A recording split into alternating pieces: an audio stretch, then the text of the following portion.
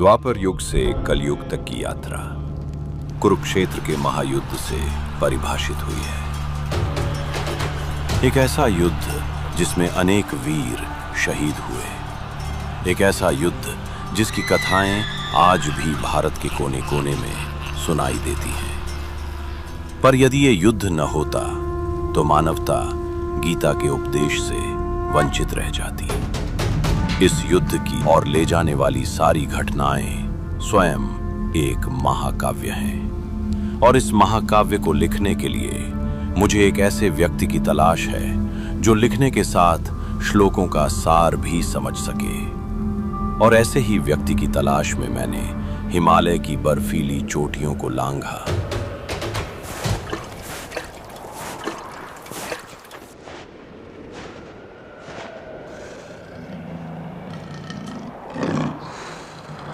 तपते रेगिस्तानों की धूल में भटका,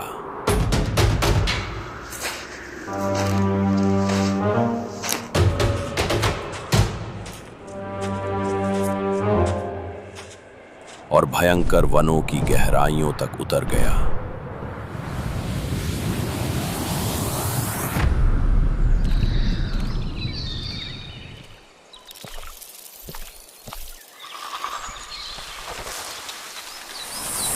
पर ऐसा कोई नहीं मिला जो मेरे भावों की गहराई को समझ सके।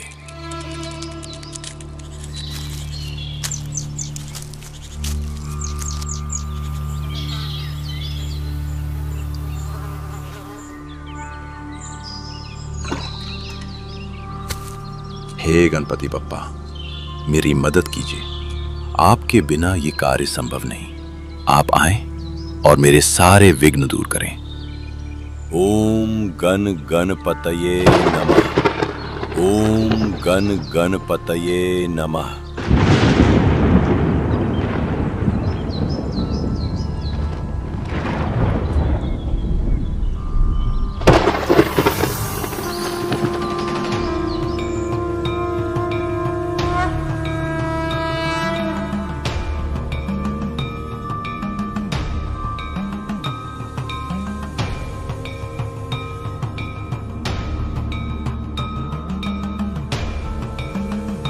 प्रभु, आपका स्वागत है।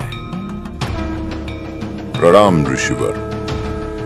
साक्षात दर्शन देने के लिए आपका कोटि कोटि आभार। बताइए गुरुवर, मैं आपकी किस प्रकार सहायता कर सकता हूँ? हे विघ्नहर्ता, ब्रह्मा जी ने मुझे महाभारत की रचना का कार्य सौंपा है, लेकिन इसका लेखन आपको करना होगा। आप जैसे महान ऋषि, आप मुझे लिखने के लिए कह रहे हैं? प्रभु, आप बुद्धि और ज्ञान के देवता हैं, और जो महाकथा में लिखने जा रहा हूं वो केवल कहानी नहीं, वो युगों तक लोगों को जीवन जीने का मार्ग दिखाएगी। इस महाकाव्य के श्लोक मेरे मन में बनने लगे हैं, पर मैं उन्हें सही गति से लिखने में शायद असमर्थ रहूं। ब्रह्मा जी के अनुसार इस कार्य को सिद्ध करने के लिए आप ही सक्षम हैं गणराज। ऐसे महान कार्य को कैसे नकार सकता हूं, लेकिन मेरी एक शर्त है। कैसी शर्त प्रभु? एक बार लेखन शुरू हो जाने के बाद आप अपने श्लोकों का कथन नहीं रोक सकते, और अगर ऐसा हुआ तो मैं लिखना रोक दूंगा।